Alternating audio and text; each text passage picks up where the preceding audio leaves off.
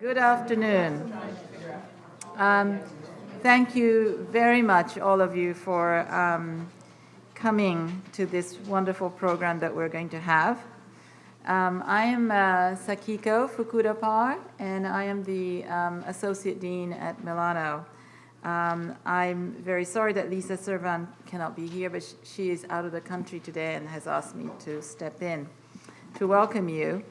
I'm actually new to Milano since December last year, and I'm in fact a professor at another program, the International Affairs Program, GPIA, with which Milano will be merging next year.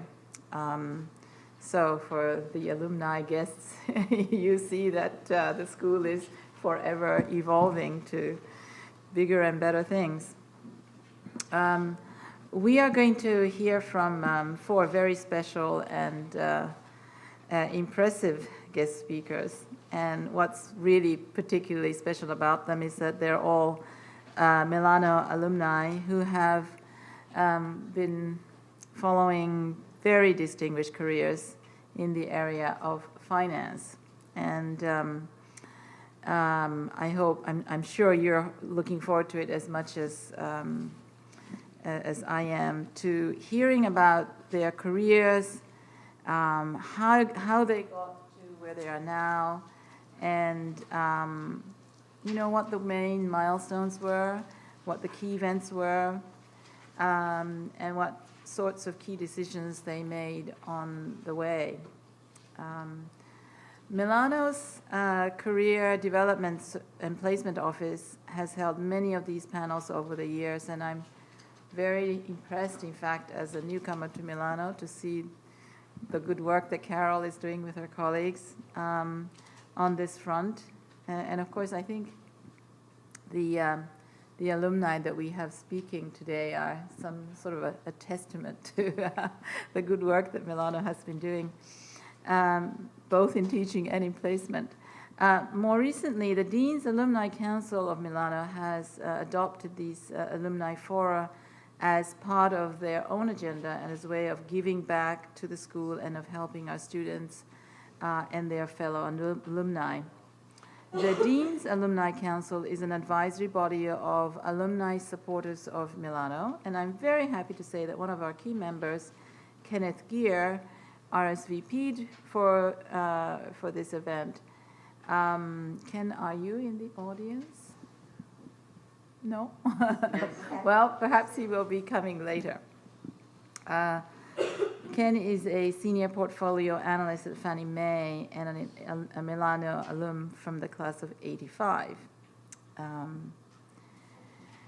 Now, I think that part of what we saw of Ken, and part of what we'll see more of tonight, is a vision and values of Milano, especially a recognition that New York provides ideal location to explore linkages between the urban and the global, between international and domestic, and between management and policy. Are there any GPIA students here today? No. So the international linkages, I think, will grow obviously in the years to come, and these values be further reinforced. Secondly, a belief that critical thinking and development of practical tools are intimately related, a commitment to progressive values, and a student-focused teaching and faculty engagement with students. And I must say that as I see the alumni here greet very warmly some of the long-standing staff, and particularly their mentor, Susan, I am sort of living that principle in reality. So I want to just before we start cover a few quick housekeeping items.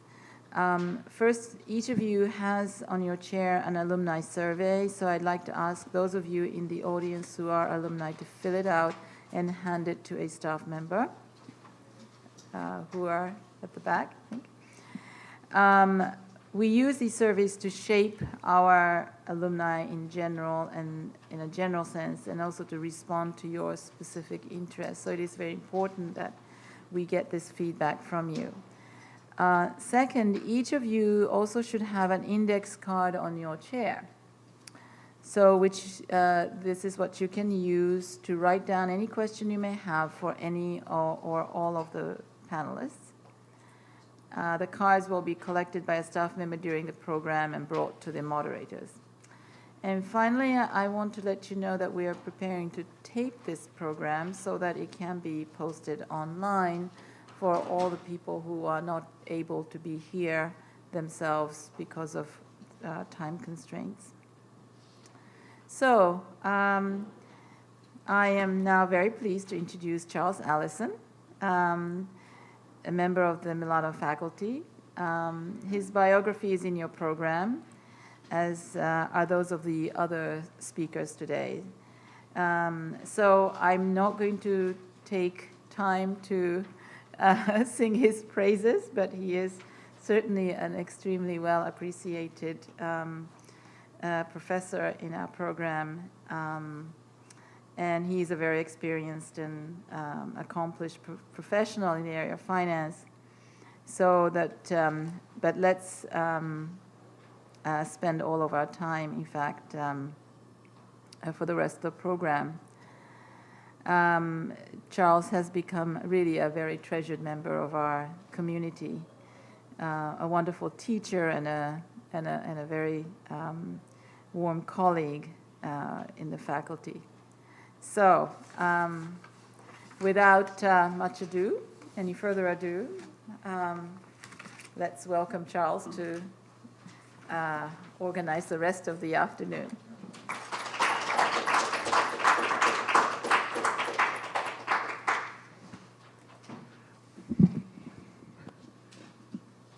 Thank you, Dean Parr. I appreciate that very much, and the kind words as well. Well, good afternoon, everyone. We're very excited to have four very accomplished graduates of Milano visiting with us. Besides the joy of having them just come back and sort of seeing the path and having opportunity to discuss the path, the various paths that people have taken, I think the really unique opportunity, it's a two-way street here. I think graduates always appreciate hearing what students are doing and what students are thinking and what's on your minds. And I often think that the students want to know, well, what's it like out there in the real world, especially given what's happening in the general economy and in the general world. The focus here today is on finance and all that means broadly defined. As all of you know, finance is one of the 12 specializations that we offer at Milano. So we think of it very highly. It's very near and dear to my heart. I'm quite biased, I must say. I'm happy to admit, because I think finance makes lots of things go round, not just the world. I think it's important in the urban program, the management program, organizational change management, and in the upcoming sustainability program as well. I think if we can't figure out a way to identify where the numbers are coming from, where they are, and where they're going, programs will not be as successful. So if I could invite the panelists to please take their seats at the table, that would be great. While they do that, one of the things we are going to be doing is some speed networking. Thank goodness for the good work that Carol Anderson and her office has put together. This sort of speed networking provides a great opportunity to really ask some questions in a very focused way. But what we're also hoping is, as you hear the comments and remarks from the panelists, that you will also think of other questions that you want to ask. Please don't be shy. This is a great opportunity to ask four seasoned professionals with very different backgrounds and that are taken, as I say, very different paths. What's it like and what to do and so forth and so on. So please take advantage of this opportunity. To get things started, I thought what I would ask each of the panelists to do, given the fact that your bios are in the programs, but could you take a minute or two and just talk about yourself? give some highlights, things that you'd like to highlight about your career that you would like the students to know. And if you could, with the highlights of your background, kind of name, rank, and serial number, what your reflections are on your Milano experience in terms of the role that it's played in what you're doing. You want to start at the end? Christina? Okay. Some of you have probably seen me here before, recently. But my name is Christina Jones, and the highlights of my career that I started off as an urban planner. I'm a certified APA planner who briefly planned and then left and discovered a love of housing. And in discovering my love of housing early on as being a project manager for Abyssinian Development Corporation, I discovered that finance really made the world go round, and in order to make the projects work and close on time and lease up on time, that you really needed to understand the nuances of finance. And a lot of times nonprofits get things done by hook or crook, but don't really understand how they got to the end. And so eventually I came here to Milano after doing consulting for nonprofits. And I think Milano was probably my best choice. I got into some top 25 MBA programs and instead came here, and I don't regret a minute of it. The finance lab changed my life. And it really opened the door to what I found to be a big part of my personality, which is being an entrepreneur. Milano really teaches you to think outside the box and to find innovative solutions to what seem like traditional problems and figure out a way to not only make them work to meet the needs of the low and moderate income folks we serve, or folks who are kind of left behind, but it also helps us figure out how to make money so we can do more good, which is really what I got while I was here. Great. Hi, I'm Brandi Hale. I'm currently employed as the Director of Programs at the City Foundation. I came here to Milano right out of undergraduate school. So I really didn't have any career experience, and I viewed everything I had to do here as sort of a journey. I was so focused on, I've got to get my degree, I've got to get my degree. And what I learned when I actually got out into the real world is that, and I know that, that there's a book, it's so cliche, it says, everything I needed to know I learned in kindergarten. Actually, everything I needed to know about doing well as a professional, I learned doing my PDR. That there is nothing, and I know some of you are in the thick of the pain, it's worth it. It's absolutely worth it. And it gets easier because you have to do them for the rest of your life. So I viewed it like I was sitting in April of 1992 thinking, how do I get to the end of that assignment? And what I realized is that my life is an assignment of PDRs, no matter where I've worked. And my career path has taken many different turns. I actually, between my first and second year here at Milano, I did get an internship that I got with the help of the career office here. And, there's always that competition between your first and second year for the best internship. And I got the one that, I really wanted. And I'm basically now the intern that, I can't say never left. I'm the intern who left and came back and left and came back. And now I'm back again at City. So I had the internship when I graduated. And they actually kept me on during my second year part-time doing some work for them. I actually did my PDR, was focused on analyzing their grant-making activity and making a recommendation about how they could move forward. I took a position with the City of New York when I graduated, and I got a call 6 months later from the folks at City saying, we have an opening, would you like to come back? I went back. And my path, I went into community relations, I went into community reinvestment compliance, and then I helped establish a community development finance business, which grew into the largest private sector community development financing entity in the country. And then I actually left City, and I got an opportunity to go to the Ford Foundation and work for a former professor here at the Milano School, Frank DiGiovanni. I did a stint at Ford, and I came back to City. And I tell you all this, not because the details of it are particularly fascinating, but that a lot of the opportunities that I took and the different positions I took, I didn't have the technical training necessarily that I needed when I walked out the door here, but I had the training to understand how to analyze, a situation, how to analyze a problem, and recommend a solution, and do it persuasively.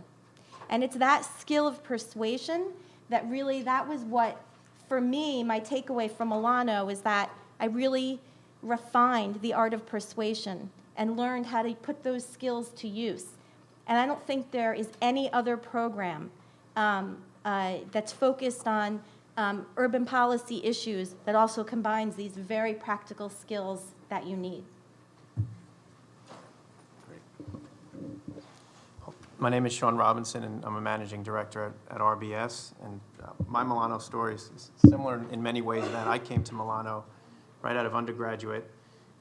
And prior to making the decision to join the Milano School, I met with Susan, who I have to say thank you many times for dealing with all my various ideas, because I frankly wasn't really sure which direction I wanted to go in. And I found that the Milano School really helped me develop a strong foundation, an analytical foundation, but also gave me enough freedom to try different things out. And as a result of that, and just the access to the professors, to career development, to Susan, and to the network that is contained within the school, I was able to meet a lot of interesting people and just ask them, well, what do you do? How do you do it? Why did you start the career that you did? And between the first and second year, I went for an internship with National Executive Service Corps, which is a nonprofit consulting firm. Again, a relationship through the new school. And the individuals there were all sort of senior level professionals that are volunteering to help nonprofits. And it provided me with the opportunity to meet folks in careers that I didn't necessarily have access to or any background in. And from those relationships, I started to look into investment banking. And investment banking, I could have walked to Wall Street from where I grew up, but I had no idea what happened in Wall Street, and I had no idea about finance. And I clearly didn't have the family connections to learn about it. And through the internship, I met individuals, and I spent a lot of time with Susan going back and forth on, what's it like? How do you enter? How do you get into that space? And it wasn't easy. And turned out that one of the individuals I worked on a consulting project with had a contact at JP Morgan and wrote me a letter of recommendation. And I think what I've learned from that is, whatever you're doing, if you're going to do it, you might as well do it the best that you can, always. And people are willing to help, and if you ask the question. Once I joined JP Morgan in investment banking program, frankly, it was a bit intimidating, because my background, I didn't come out, solely focused on business with an MBA. But I can tell you, once I got past some of the discomfort, meaning like a few days, you quickly realize that what you learn in this program, without question, is helpful, and arguably in a lot of ways more helpful, because ultimately it's not just about the numbers in the finance, but really it's about solving problems. And oftentimes maybe looking at a problem slightly different than one of your colleagues may. From that point, I went, I was at JP Morgan, Solomon, Callion, RBS, Greenwich, and in investment banking generally, you end up working in a pretty tight group with people that you've started with, and it tends to be fairly fluid. So you often will move with the individuals where you develop your reputation with. And what I guess my suggestion is that even if you're not sure in what direction you want to go, and if you work hard and you talk to different people and you try things, you may find an interest that you didn't have before. And I think a lot of it, good, bad markets is really sort of like a marathon. I mean, you just keep being persistent and keep running, and if you find that you want to go into something, you may not be 100% certain because things change, that you just keep pushing and pushing and pushing until you get to the point where you want to be. And then you probably change your mind again a little bit and try something else. Great, thank you. Jenny. And I'm all about changing my mind. You can hear me? Okay. Okay. Well, I didn't come to Milano right out of undergrad. I came to Milano about 20 plus years after graduating and having a whole nother career in banking.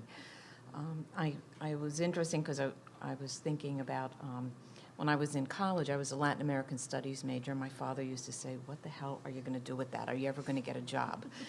And in those days, I was able to still go get a job right on the trading floor. I mean, it was really a unique opportunity, and I stayed for many years, mainly at foreign banks where I worked.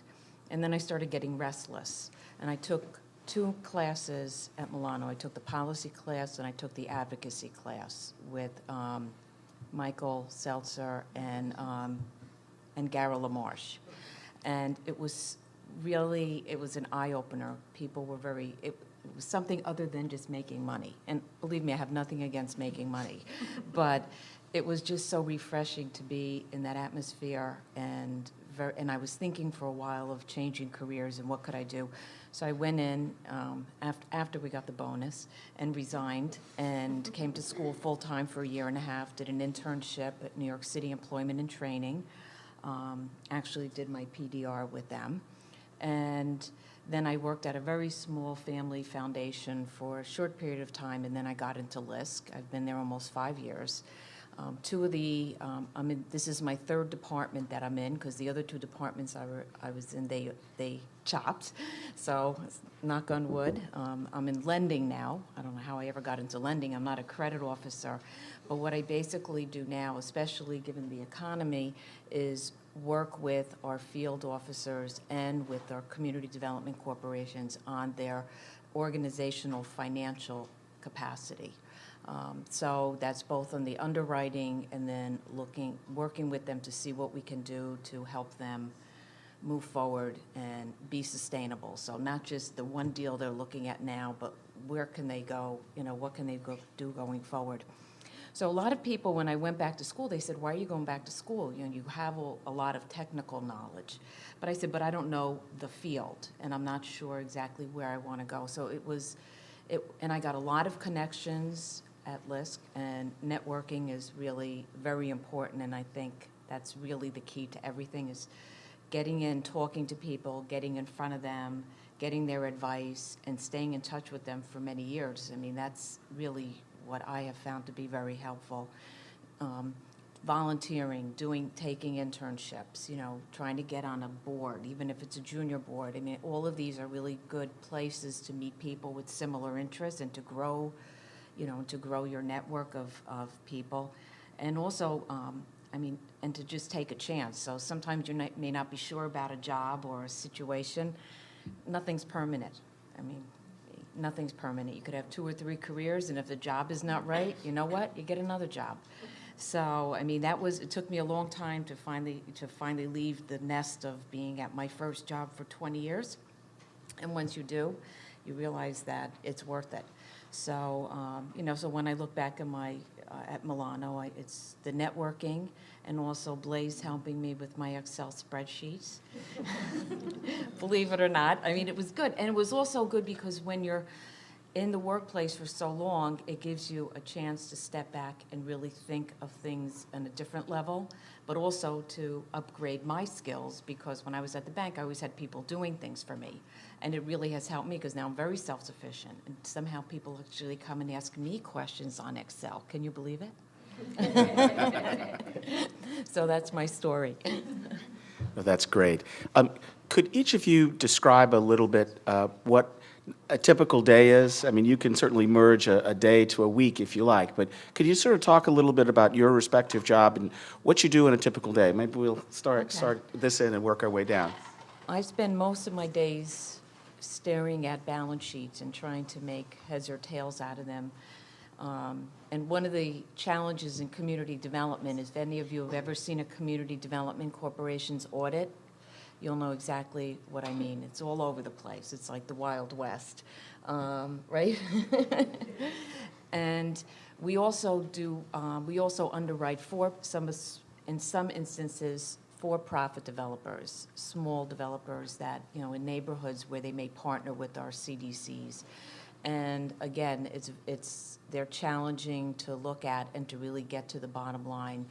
because LISC is very patient capital, so we always have to keep that in mind. We're not really we're not like a bank where we're going to have to say, oh, we need our money back right away, but we do need our money back eventually. So, and right now, quite frankly, our portfolio is seeing quite a number of challenges, and the question is which groups are going to really survive in the long run. So, so it's not very glamorous, but I spend most of my day in front of my computer on an Excel spreadsheet and talking with the field and with CFOs all around the country, trying to make some good decisions for their groups. Typically, how long does it take you to evaluate a particular situation, a new situation, in terms of doing the due diligence? The hardest part is getting the information. So, for instance, up until recently, if you went to credit committee, if a program officer went to credit committee, you talk mostly about the project, okay? And then at the end, maybe 2 minutes on the organization. Well, with all of our groups that are having problems, the common theme is weak organizational finances and weak organizational capacity. So we now start out with, let's talk about the organization. So as you could imagine, even within LISC, it's a big change in how we're presenting at credit committee and how they're thinking about their group. So it's like, well, the project's great. Yeah, well, the project may be good, but we also need to see about the group. So it's really collecting that information, and we've had to really reach out to groups and the field and train them that it's not that we're picking on a group to ask them for a cash flow projection. But in this day and age, you know, your audit is fine, but that was what happened a year ago. We need to figure out where you are now and where you're going, you know, what you're seeing, and are these numbers real? Are the, you know, or what, and stress these. So it's a lot of teaching and getting people into a different, getting them to think about it differently. And the same is happening with all of the CDFIs. So we've actually partnered with, you know, Enterprise and NeighborWorks and in bringing some, you know, these training opportunities together so that we can elevate the field. Great. Sean, how would you spend a day or a week typically? It really tends to vary day by day. We basically, we originate, structure, and sell cross-border private placements, and effectively what that means is there are companies that are looking for capital to expand their business, maybe to acquire another business, or to, you know, in more difficult times, refinance potentially a bank loan that they have, and for general corporate purposes. And what we do is we effectively pitch the companies about our market to come to our market, and then we sell the transaction directly to mostly insurance companies, but other large investment institutions. And a lot of the time that we spend, because our market's in the private placement market, many of the companies aren't rated. They may be privately held. We spend a lot of time analyzing the companies and looking at them from a, you know, where could they do a deal, yes or no? What would the structure be like? You know, what type of pricing would they receive? How do we get access to the companies? In some cases, they're already clients of the bank. In other cases, they may be relationships that myself and other members of the team have developed over the years. And we act as the intermediary between, you know, a company that is looking for capital and investors that are interested in making investments into the company. What's the private nature of that? When you call it a private placement, maybe you could take a second and explain what that means. Sure. The securities are private in that they're not registered and they're sold to sophisticated institutions. The average deal size may be, you know, $200 to $300 million, and the buyers could be a New York Life, for example, or an ING. And what happens is, because they are sophisticated institutions, you don't need to register the transaction. You can sell it from a retail perspective to the retail market. But what you can do is you can do fairly quick and efficient deals among the two parties and set them up for future transactions. The type of companies vary from, you know, large companies that we've all heard of to smaller operating companies that are coming for, you know, their first deal. They want to, you know, expand or build a factory, or they want to do a refinancing.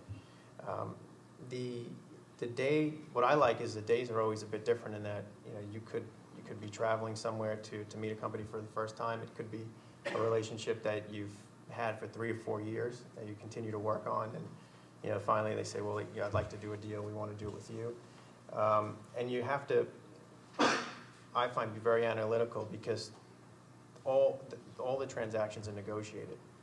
So when someone wants to do a deal, between getting it from, I want to do it, to having it done, you're always dealing with different parties, and ultimately you end up as the one accountable for the success of the transaction.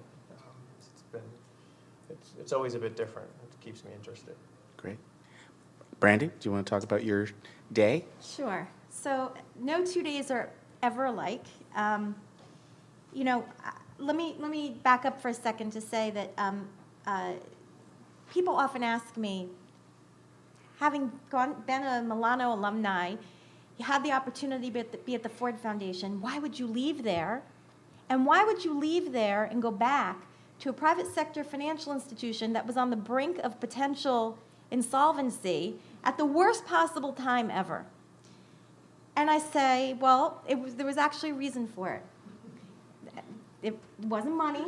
It was, money's good. I'm into the money too. I love that. But when I was at Ford, my portfolio was a consumer financial services portfolio. It was all focused on how do we help low-income households develop financial assets. And one of the barriers to doing that, so there's sort of a public policy strategy, right? How do you create incentives that make it easy for low-income households to save? You could do that through tax policy.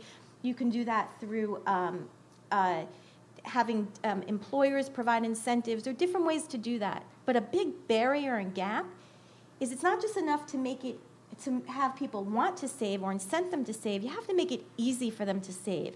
They need a product to facilitate that behavior change and to facilitate that desire.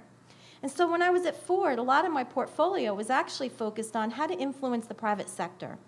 And when I had the invitation to go back to Citi, one of the things that really drew me to this particular position in the foundation was an opportunity to refocus the foundation and adopt what we call a more than philanthropy strategy.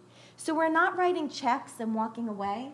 We're developing long-term partnerships that provide that where we invest our people, our products, and our philanthropy in order to have a measurable impact in the communities where we do business. So that sounds all like something you'd find in an advertisement, right? Just words. I'll give you an example, something I've been working on a daily basis. We have a whole, we're very concerned about the college completion rate here in the United States. On average, 10% of African Americans and Latinos who start college finish in less than 6 years. That is a horrendous completion rate. The United States has dropped to the 14th in terms of college completion amongst other developed nations. It is key to our economic competitiveness to increase college completion rates.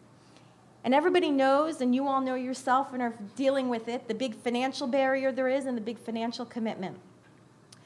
So for low-income households, it's even more, difficult to scale that financial mountain.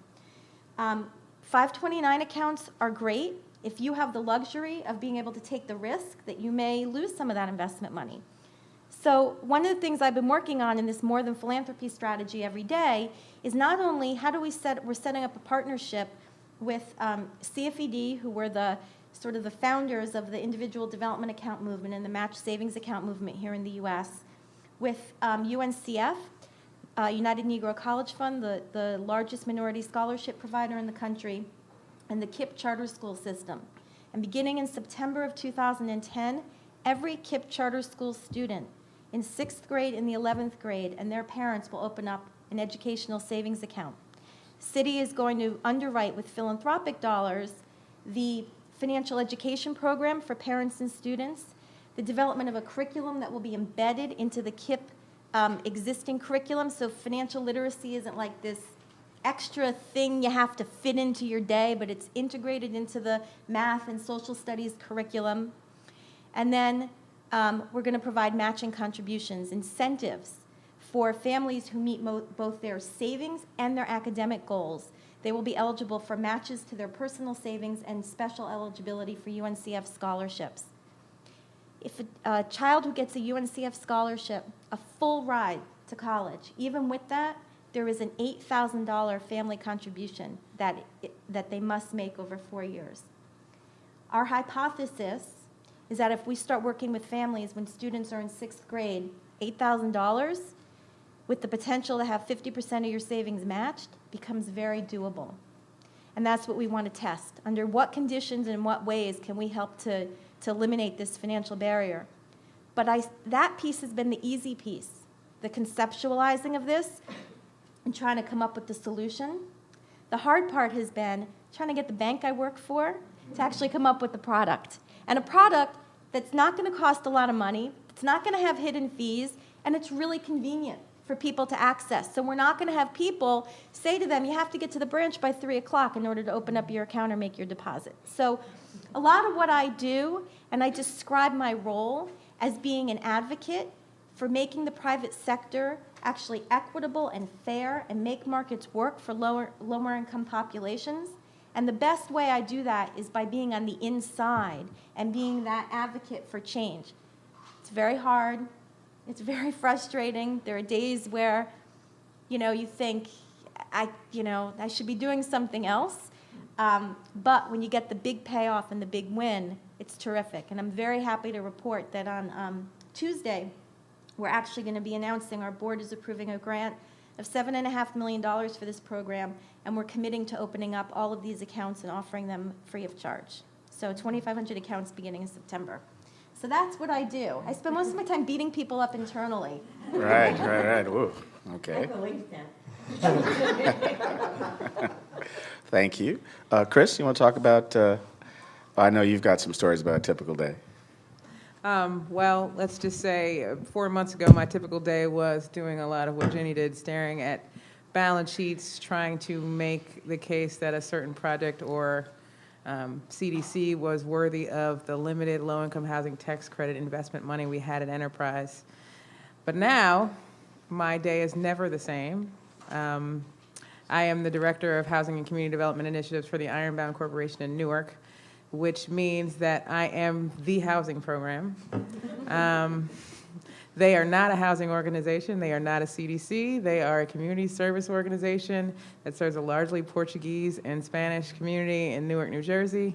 And everybody wants into the Ironbound. So I spend a lot of time trying to decipher all the phone messages I get from various banks and universities and students about getting involved with work at the Ironbound. So that's one thing that I do every morning. But I am also trying to... Chris, for everyone that is not as familiar with the neighborhood, could you describe what the Ironbound is? It's a largely Portuguese and Spanish neighborhood in Newark. You might have missed that. No, but what's the population and what's the size? The Ironbound is probably 50,000 students. 50,000 people. It was 80% Portuguese until about 20 years ago. Now it's more like 40% Portuguese. The new immigrants in the Ironbound are Spanish, but they're coming from El Salvador, Guatemala, Ecuador. They're largely undocumented, and they're living doubled and tripled up in these Bayonne box houses. If you've been to Newark, you see these 3-family, very shoddily constructed houses all over the place. It's very dense. There's about 24 houses to an acre, so you can imagine that that's a lot of density. And it is environmentally unfriendly. The Ironbound was largely the industrial sort of side of Newark. And so there are a lot of homes that are built on unfit sites. They're built on cement caps. You can't grow vegetables on them. They have permanent deed restrictions. We have a waste management plant in our neighborhood. We have a Superfund site. But yet we're the most viable neighborhood in Newark. And the one that people are most concerned about gentrification. So that's the Ironbound. And ICC's been around for 40 years, and basically they do things like family success centers. So they have EITC, which is Earned Income Tax Credit. They have adult education program. They have ESL. They had after school until Governor Christie cut it last week, and now we don't have it anymore. They also do a lot of translation. They do a lot of advocacy. They do everything except housing. And so my role is to figure out how to do that. So I spend every day trying to get a clearer answer on what direction we can go.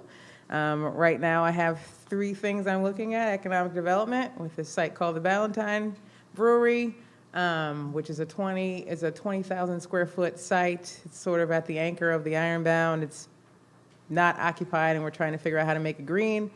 I'm trying to figure out if a land trust will work. Jenny Chang, who's not here, is working on a PDR for me, and I hope she's successful in telling me that I'm going to get a land trust. I'm also now managing financial literacy and trying to figure out which banks to partner with and how we can be innovative in terms of financial literacy strategy, because we've typically done the traditional sort of budgeting workshops, financial 101, that kind of thing. And so we're looking at some innovations with a couple of local banks to do that. And then I'm also trying to figure out how to make us a certified housing counseling agency, but we don't have a housing counselor. So that's my typical day. I don't have typical hours. Sometimes I go to these public meetings that end at 9:30 at night. Sometimes I work from home because I don't have internet in my office right now. And I'm often called to do things that aren't traditionally something that I would do. I'm a housing finance person, so a lot of times I end up being, at rallies for things at City Hall, or I end up making a phone call to someone at City Hall, or someone calls me from City Hall and says, hey, we have $10,000 to do X. What should we do with it? And I say, I'll get back to you. So that's, my typical day. Not very typical. Okay, that's great. You have cards in your seats. Have you been jotting down any questions that you have? Or you can certainly speak up and just ask a question, please. I'm very curious about the accountability levels. In this file, you have a nonprofit, you have a CDC, you have a private bank and foundation. I assume that when you make a decision, you have a committee which eventually approves it or disapproves it. What is your level of accountability? If you make a wrong recommendation, will it get back to you, or is that something you are kind of shielded by the process? Yeah. Just for the nature of the recording, the question is, there are 4 different types of organizations, and what's the level of accountability given the important decisions that each of the members of the panel have to make in their particular jobs? Well, our accountability is we run a loan portfolio. So we're accountable back to our lenders, because LISC gets grant money, but the money that we're using for lending comes from Citi, Bank of America, and a whole host of other banks. So we get scrutinized by the banks. They come in and they look at our portfolio. And then bottom line is, real hard performance measures. Are we getting our money repaid? So it's a lot easier to measure what we're doing, other than some of the softer programs that are not just run by lending money. We have various levels of accountability. So there's firm accountability as the banks have policies and procedures and compliance on the way business is conducted. Then there's within the group accountability on how because everything within the bank gets sort of in segments of how we do our transactions. And then there's what I think is probably the most important form of accountability is personal accountability, in that if you say you can do something, or you promise a client that you're going to deliver a transaction and you don't, there may not be a legal accountability, for example, the deal won't happen, but ultimately, from a reputation perspective, you're going to have a very difficult time getting another transaction. If you're not completely clear with investors on what they're participating in, it's a very, very small world, and you're dealing with the same individuals, and people that decide, to not be clear, or to sort of ride the line and not be truthful in a lot of cases, tend not to get repeat business and aren't invited into other transactions. So that's the core. There are always the policies in this. And it's a very good question, because in this market, clearly, there's a lot of issues of accountability and massively disturbing events that have occurred. So there's provisions put in, but it really still comes down to the individuals and how they conduct business to ensure that you prevent situations, adverse situations within the transactions and within the people that you deal with. Great. So I certainly sitting in a foundation that's an arm of a big multinational global company, I would echo everything that was just said. But I'm going to take a little different spin and talk about accountability, specifically as in terms of managing a foundation. And we've just embarked on a process of adopting a whole results framework to our investment strategy. Where we're distinguishing between the completion of activities, that's not actually an outcome. I always ask the question of my program officers, so what? Not did the organization do all the things that they were supposed to do, but tell me how neighborhoods or individual lives have actually been changed by this. What's the real impact? And we feel at the foundation that we really have an accountability to be able to demonstrate that the dollars that we're the stewards of are really truly making a difference. And so we're starting to collect information about results and outcomes, and not to use it, though, as a pass-fail test for our grantees. So we're not saying to our partners, you failed, you weren't accountable for the money, we're not funding you. To us, accountability really translates into a commitment also to learning about what works. And so we're taking the extra time and investing the human resources and the financial resources to work in partnership with our grantees to say, what are we learning together? And then how do we use this information to improve both your performance and our performance as an investor? And how can we better support you in getting to those outcomes? And I will tell you that it was really hard for the program staff at the foundation to make that switch, because they would say, oh, I know my performance metrics. I'm accountable for spending my budget, for doing it on time, for collecting all the right pieces of paper, and for making sure that we get some media. We've said, no, you have to do all those things, but that's how you get to the outcome. And for our grantees, it's been really hard for them to trust this new notion of accountability and to trust that it's not really a secret test for us to figure out you've either passed or you failed. And so we see many more organizations like ours starting to adopt that approach towards accountability, but it's new and it's evolving, and I think partly it's evolving based on the lack of accountability that's existed over the past couple of years. Great, thank you. Well, if I had a big ego, this would sound terrible, but it's actually pretty accurate. I'm accountable mostly to me because I am the real estate expert at ICC. So when it comes to any major decision related to real estate or the housing program, the executive director defers to my judgment, which is a heavy weight to bear sometimes. But it also, as other panelists have said, boils down to me being individually responsible, knowing that whatever happens in Newark, which is a very small town, I don't want to be seen as someone who has not done right by the Ironbound.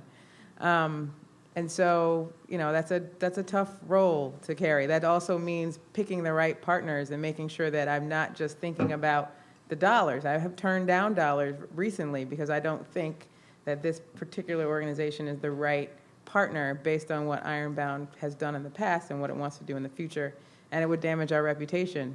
So I don't only think about the housing program, I think about ICC as a whole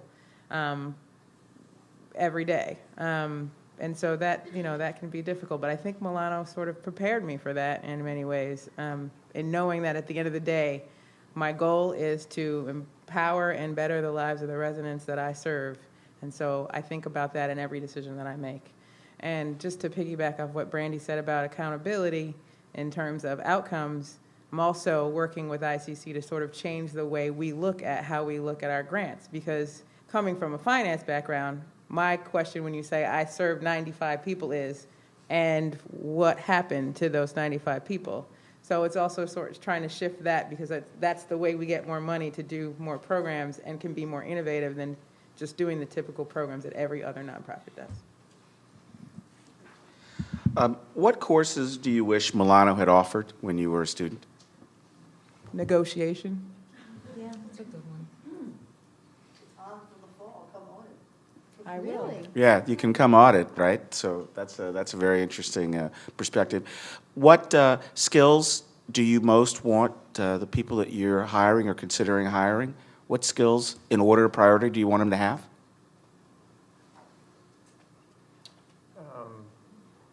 That's an open mind and the ability to work hard. I think I think for what I generally look for is I'll always ask.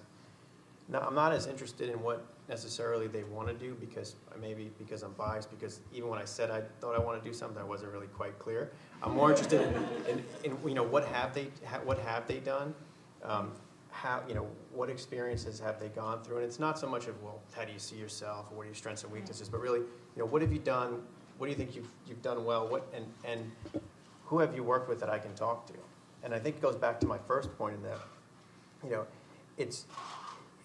whatever you're doing, so whatever you're have your hands on, I think, if you do it the best that you can, a lot of the other things take care of it themselves. And I found that even when I was looking, there were a lot of books, you know, on like strategy and, you know, how to interview and how to do X, Y, Z, but you can cut a lot of it away by sort of doing well and having impact on people that you work with. And I always check when we hire someone, sort of who they work with, you know, and get opinions and references.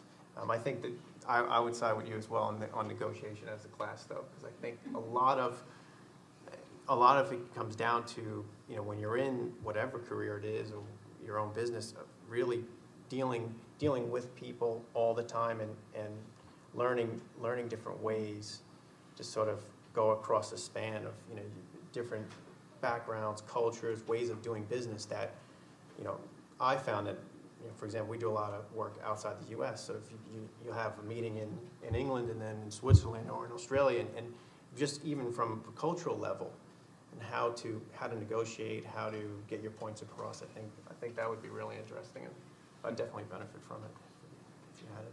Cool. Jenny? Well, I always look for someone, obviously, who has good financial skills and the interest in working with numbers. But even more importantly is their ability to work well with others, in the sense that it's a lot of times I work at national and we have to go out to our field offices. We have 20-odd field offices, and they view us as, "Oy, you know, they're here again, they're bugging me."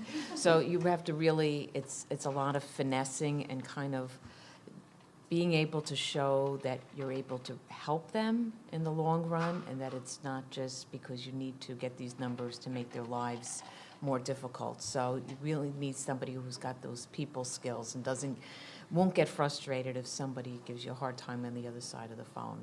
Whereas when I was on the trading floor, anything went as long as you made money. Brandi? I guess I would just add and build on the negotiation theme, that for me, it's about selling. I feel like I'm in the idea generation and sales business. And it's that ability to sell, you know, and to you know, reel people in. And it's, you know, relationship management skills. It's, you know, and it's about how to connect to the dots, those types of things. And I'm not sure that in a purely classroom-based setting you can completely, you can impart that necessarily. I think a lot of that does happen when you roll up your sleeves and you get in on the job. But realizing that, you know, I actually say this to my children, it's not enough to be, I say it to my 12-year-old, not to my 10-year-old girl, she's a different one, but it's not enough to be the smartest kid in the room. You have to know how to interact with people, because not everyone's going to look at your written paper. It's both what you know and what you're known for, the type of person you're known to be. And I will just say, as a very, very practical guide, I just got done filling a position and interview a lot of people. And being comfortable in that interview, the interview matters a lot. And you have to practice, even if you're practicing in front of the mirror, find someone who's really not a friend, because they're not going to be honest with you. find either a sibling who you fight with, who will be very brutally honest with you, or find a stranger in school here to give you feedback on how you are doing in that interview process and how you talk about yourself. Because it's a real art and it really makes a big difference. I'm videotaping tomorrow from 10 to 1. I have 2 seats left. I would say creativity is a very important, a very important skill in my mind, particularly if you're interested in doing things related to nonprofit finance or community development, but it also works in any career. You need to be able to think outside the box. And it's not, some people want you to be a yes person, but I think that is not necessarily a good idea. Know when to say yes and when to say, I think there might be a better way to do this. And figure out how to communicate that without, be able to communicate that without, being combative. I think that's important. Maybe one thing I would add too. Please. Is in finance, and it's really important to research, I think, the organizations, not so much the industries as well, but also the organizations within, because, as you had mentioned, the cultures can be very, very different, and you can have, organizations that are going to be more creative in some ways. You have others that will take certain views where, when you're coming in to start, that would require, I think, a relatively thick skin to deal with. And there's different. They're all different in their own way, and I think it's helpful to talk to people that are in maybe some of the areas that you're looking at to get that feel, because there's also a time period where, and then looking at some of our backgrounds, where how it starts, it can change very much. After the first year, the first year, in my experience, was incredibly rough, and it's from hours, from demands, from pressure, and then as you go, it's sort of and in some ways a weeding out factor, frankly, and then in certain cultures within finance, other areas it's different, and then individuals are always going to be different. So I think there's phases, and that's something that I forget but remember when I think back. Yeah, I would just say if you are interested in a career in private sector finance, the one thing you need to know for success is when you start out, no task is too big or too small. Mm-hmm. Nothing. Yeah. And That's a good and point. if and then on top of it, if you want to work on a trading floor, that is your life. From 7:30 in the morning until Try 6 o'clock. until 10, 11, 12 o'clock at night, but that's not the only finance career. But just to be really honest, that this idea of having a thick skin, that's the nature of it. But I will say that for myself, I didn't go that route and start off on a trading floor. I did do a stint on a trading floor and realized that was not for me. Because even though I was an experienced person in the company, that culture, I couldn't thrive. I couldn't breathe. I felt so uncomfortable in that environment. So it's also, you need to stick it out because it's going to be tough, but also realize when sometimes it's time to cut the rope and to go. Well, that's leads into a very good question. After spending time in an organization, how do you make the switch to another job when you don't necessarily have the background? I'll take this one. When I came to Milano, my last job was being a consultant at HUD, which is a job that was very regulatory in nature. I was basically worked for the Office of Healthy Homes and Lead Hazard Control. It had nothing to do with money. It had to do with interviewing 144 grantees about whether or not they had the capacity to meet a goal that was impossible to meet. So clearly when I came to Milano and decided that I wanted to do finance, I was a little out of my league, maybe. But how I made the transition really was that I used the skills and connections that I had made in my previous positions to find an opportunity that would allow me to grow into understanding finance. So when I got to Milano, because I was in housing, I knew enterprise and LISC were, the bee's knees when it came to being a community development intermediary, and that would be a good place to go to learn about finance in terms of housing. So I figured out that I'd been on an interview with them before, and I called the person that I'd interviewed when I didn't have any experience, and they were like, "You don't have any experience," and said, "I still don't have any experience, but I go to Milano now, and I'm hoping maybe you can help me out." And she said, "Well, I'm a Milano grad, and there's a fellowship coming up, and you don't really have to know finance, but we need to feel like you have a penchant for it." And so that's how I got in the door. I call around, to folks who were in finance. I actually called someone who told me no, and got in the door that way. So, I mean, that's a way to get there, is to, particularly if you have a good personality and you're willing to work hard and you demonstrate that, a lot of times people will give you an opportunity. Yeah, and it's not easy when you switch sectors, because people would say to me, "Well, we can't pay you what you do." It's well, I know that. I'm back at school and I've done an internship, and they don't know where to put you. So, you have experience, but you don't have necessarily the right experience, and they can't. So I found, when I finally got into LISC, the woman who hired me, she turned out to be very entrepreneurial, very forward-thinking, and she was great. So, I mean, that was the kind of person that I wanted to work for. And the other people who couldn't put me they wanted to put you in a box, they didn't get it, so I probably wouldn't have succeeded there anyway. What's the toughest question you ask as an interviewer when you're interviewing candidates? And what question or questions do you find candidates trip up on the most? Okay. So the toughest question that I ask always is, so tell me something you've done where you've actually had to convince someone to do something they didn't want to do.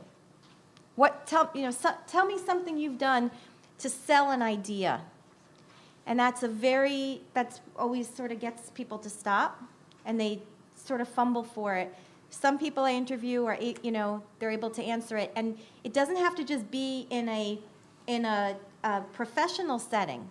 It could be in other settings. Someone, I think Ginny had said, being well-rounded matters. It could be volunteering. It could be a family situation or an adversity that you've overcome, or even a project here at school, working on a team and having to be the leader and figure out personalities. So that's one that I think is really good. And I'll just say one of the pitfalls, and having worked in the foundation world for a while, and it may be the nature of even when I was in the community development finance business, you get a lot of people who come in and say, "I'm really passionate about this. I really want to do this because I really care." And I'm going to be very honest with all of you and tell you that my listening immediately starts to shut down. Because I care too, but at the end of the day, I got a job to do. So that's great. So you need to balance that out. That I'm really passionate, I really love this, that's good, but you got to temper it with, and I'm a person who can get the job done. And let me give you some examples of what that means. So. No, I would echo the same comments. I mean, we'll often ask, well, sort of simple questions. Why should we hire you? And a lot of times, if when you put it out there, same situation, a candidate finds it difficult to answer, and then I'll go further and say, well, what have you done? What do you know about whether it's the company, but even more important, like what's your strategy for getting this position either with us or with someone else? How far have you thought it out? What's the decision process? What I like to just find out is try to get a feel of how the person thinks. I also want to understand what their expectations are. When you look into this position, what do you think it's going to be like?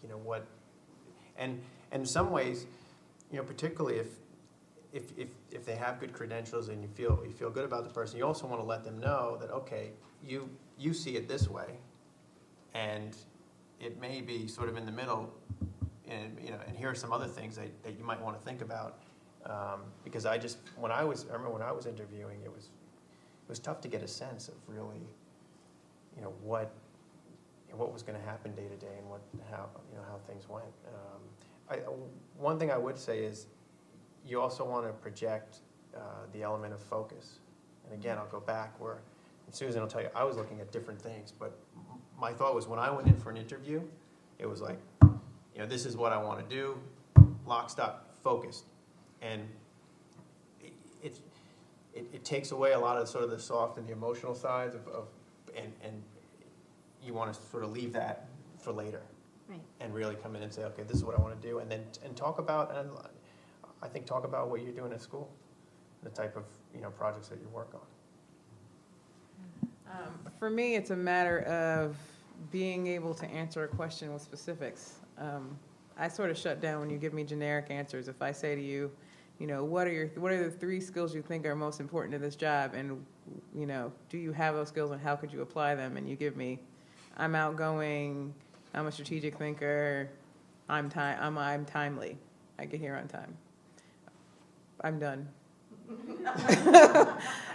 So, sort of being able to give specifics about your own skill set, what you think you bring to the table, and being able to offer, 1 or 2 examples. I'm not asking you to give me a laundry list, but I want you to be thoughtful about who you are, what you want, and where you're going, even if you don't quite know directly, but just have an idea of why it is you're here and what you think you bring to me and the organization, I think is very important. And I look for you also to ask good questions. Mm-hmm. If you get to the end of the interview and you have no questions, my question is, why don't you have any questions? And I have asked people, why don't you have any questions? If you have a good answer, with that look too, which I'm sure is not. That doesn't calm things down, I'm sure. But I don't give you that look. Well, maybe I do. But that look might actually help you out. So if I give you that look, you know that you need to quickly come up with something. There you go. But in past jobs, past job interviews, I've also, people have said, oh, well, they've talked to this person, that person, and they don't have any questions. That's okay with me. But if you have no questions, and I've never talked to you before, and never got an email from you, but you come in for an interview, I'm concerned that you really don't know what you're getting into. And I pretty much look for someone who's hungry. Hungry, not only for a job or, the pay, but also just hungry, and they just have this desire, because it just comes right across when somebody really wants something. So I think they're very motivated, and doesn't even have to be necessarily by what they say. It's just a feeling I get, which is hard to describe, but and you could tell by their backgrounds, how, if they're kind of BSing you or not, that, oh, this is what I've always wanted to do. I mean, I get a lot of people now who were in banks, obviously laid off, and now they want to do nonprofits. Like, they're God's gift to the world. It's like, no, it doesn't work like that. Yeah, like, oh, I like what you do. It's nice, you help low-income people, that kind of thing. It's like, no, you have to be a little more strategic than that. So, yeah, it is. I like that. I'm going to do nonprofits now. I just would add one thing about if you're interviewing with a financial institution, because I was really, this is one thing no one did ever tell me when I was here. There are degrees in the interview process. There's one financial institution that neither of us represent, but it's all the way downtown. You will interview with no less than 12 people. It is a grueling process. We're probably not at 12 here at City, but you're going to talk to 4, 5, 6 people. Really is the average. So one is sometimes people get annoyed about that process, and they think like, hey, you know what, why aren't they going to make a decision about me? Because they don't understand that that's what everybody goes through, and it's good. So you just have to get used to repeating the same thing and have it feel fresh and new. But that's in the private sector financial institution world, that's the norm. Yeah, I think that's a good point as well. Like, one thing was, I find that it's really helpful when someone comes in after their interview and they actually say that this is that they are interested. I don't think you should feel uncomfortable. Like, well, maybe it's not appropriate to be, I don't know, aggressive or just state, this is what you want to do. I think sometimes that happens. Interviewers won't say that. And to your point with the interviews, you also want to not get upset about it, not let it throw you off, and on top of that, don't make any assumptions on which individual is going to have the most impact, because you'll go through maybe 6, 7 on the financial side, and you may have someone that's been an analyst for 4 months just started working to the head of a group, and that analyst may have more weight, because a lot of times what we'll say is, oh well, so is this someone you want to sit next to all day and work with? What do you think? So you don't want to get in a situation where you start getting frustrated in any interview setting. You just try to stay fresh. And then one other question, and I think we're going to have to move on to the speed networking, and maybe we'll take one more question from the floor, but I'll read another question that came on the card. Advice for 2010 graduates. The economy, although improving, is still problematic and challenging. Some of the things that students are doing now, take a lower level job to get an employer just to get in the door.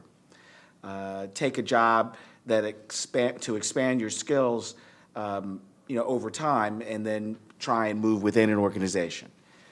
Take an internship to fill in your resume to prove your interest. Volunteer while you're looking. Those are things they're doing now. They want to know, are there any other ideas that you have for them for strategies for looking for a job in these very difficult job markets? Well, I'm sorry, I'll take this one because I just went through this. I moved back to New York for love, so I had to leave my job at Enterprise. And I spent a lot of time trying to figure out how to get back to New York in the middle of a financial meltdown. And I, identified every organization I was interested in and had informational interviews and asked very important questions like, what are opportunities in your organization right now? What are some new things that you're working on? And even offered to volunteer to do things when I said, oh, that would be really interesting to me. Is there a way that I could help you with that? I have some hours I could dedicate, et cetera. Some of you are already doing that. I called everyone I knew who knew somebody doing something I wanted to do and said, can you provide me with an introduction? But a lot of times, people, even if your friends live in California, they can give you an email, an e-introduction or a Facebook introduction or whatever. So I did that. And I also did things like read applications for the CDFI fund to find out what other organizations were doing, and called around to different organizations and said, this is what my background is. Are there other organizations you work with that you might have opportunities? I just wasn't afraid to ask for what I want. I think that's the key thing, is don't be afraid to ask and be rejected.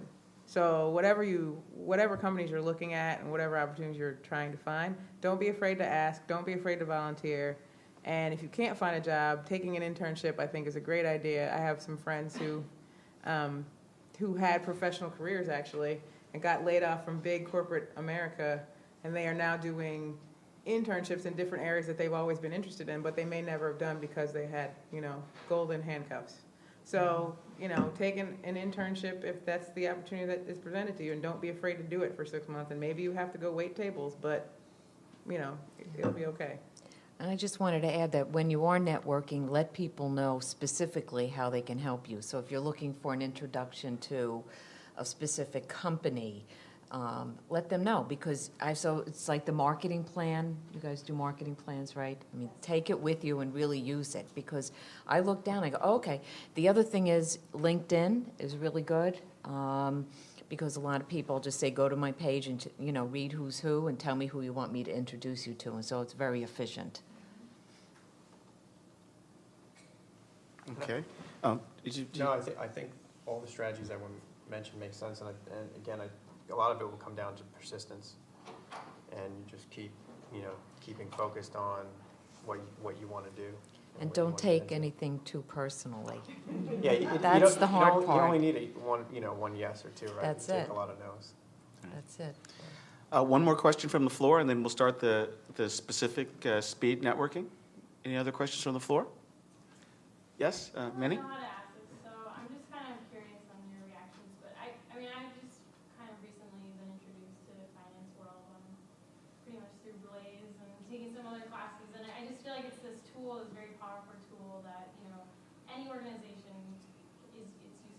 I guess I'm never thought I'd be sitting here listening, be so curious at coming to a panel with such big, like, corporate America, and I just can't see myself there, and I'm much more passionate about helping low-income communities, social justice, and do you feel like, I heard some people say, like, well, I go in and then I, feel like I'm making my difference and sort of change it, like, you do make powerful decisions there, so I don't know if you want to talk about your own experiences where, do you work on, what size scale do you work on? Do you want to, like, be in touch with the community? Do you want to make, I don't know. I'd love to answer that, because actually as I was walking into the building today, and I was looking at the students, I'm looking at my, like, Citibank suit, and I'm thinking, how did I get from, like, here to there? How did that happen? That wasn't who I was. Before I came to the new school, when I was an undergraduate, I was a person, I was not only, working with young people, I was a young people who was helped, someone who had been helped. I had dropped out of high school, and I had a whole host of issues. I went back, I got my GED, and I worked with an organization that was helping other kids who were dropouts, and I always imagined that I would be, running a direct service organization. And what I actually found was that it really wasn't a conscious decision about where I could make a difference. It was really more also about, I realized where I could excel. And I just realized that I had been given the opportunity here to think about issues and to think about problem solving and think about societal issues, and then figure out what I decided was how do I direct the resources to the issues that I care about. And I feel really, really strongly saying that, from the time I did my PDR at the City Foundation in 1991, recommending to them, hey, by the way, you're a bank. If you really want to make a difference, why don't you start a community development program? To today, in all my permutations and leaving and coming back, I say I have actually had the ability to influence the investment of millions of dollars into and help grow organizations that would probably do a better job than I would do serving the constituents that they work with. So I was you. I was you 18 years ago, and I know, again, it's so cliche and it sounds so strange, and part of it was accidental. I never set out and said, I want to have a career in a bank. It's just that some doors opened, and you take that opportunity. I also will tell you that when I left the program, I left here with a job when I graduated for the City of New York at the Department of Finance that the program helped me to get. I was miserable being a policy analyst. I was so incredibly unhappy. So who knew? That's what I wanted to do. So some of it is you take a chance and you try it.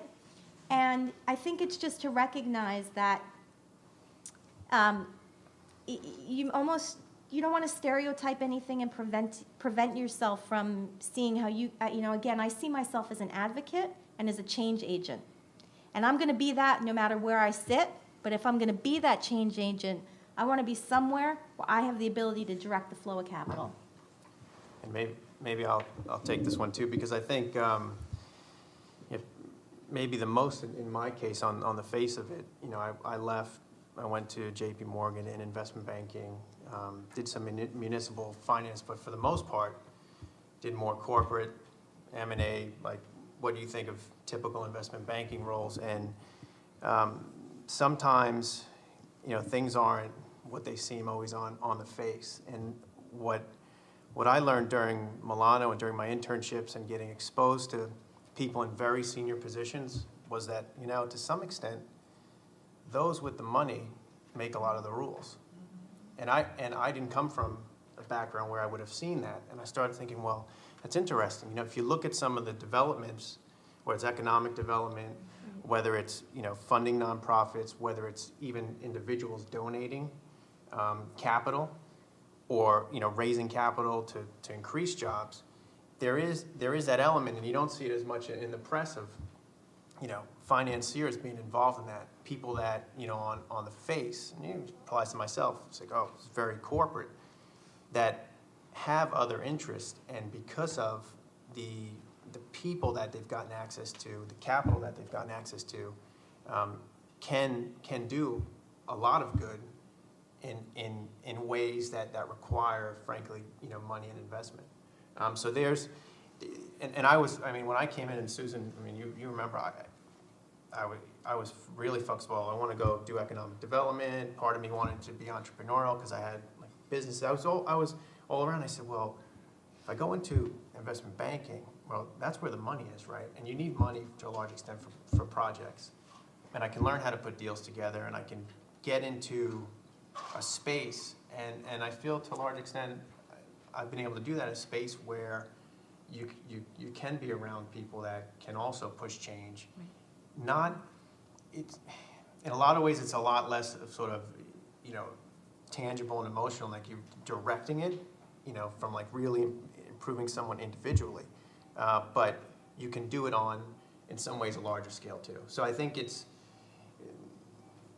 not always what it seems from the face, and I think there are some benefits to looking at different avenues, and looking at your background as well. I know that you've crossed all the paths, so you can.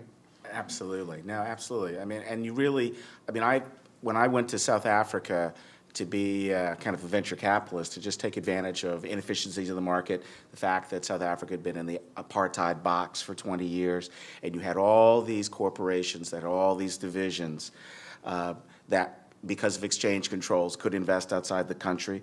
I looked at it as just analytics. It was being able to go and invest in companies and buy cheap in an uncompetitive situation, and to tie Black economic empowerment to that, because that's what the new South Africa was about. And it completely changed my world when you realized that those were individuals on the ground that needed housing, they needed health care, people needed checking accounts, people needed to be able to join the formal job market, the formal banking community.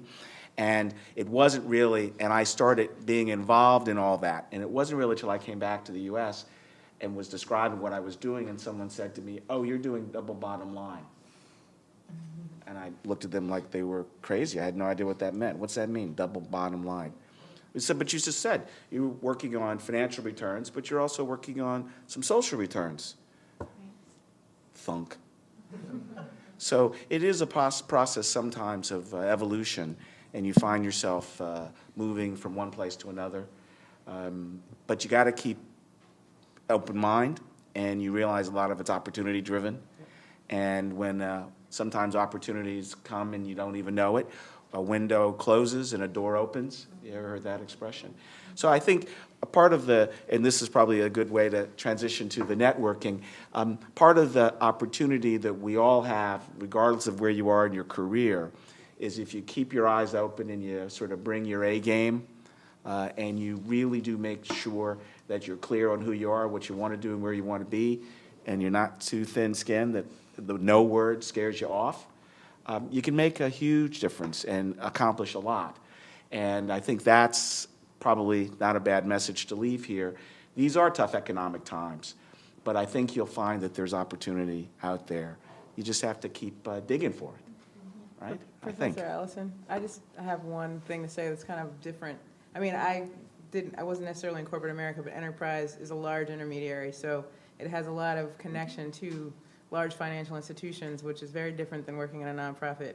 And I can say that from that experience, I knew I needed that experience. I wanted to know how the money gets to these different projects, because that's really where the rubber meets the road. If you want to do social justice and you want to empower communities, you need to know.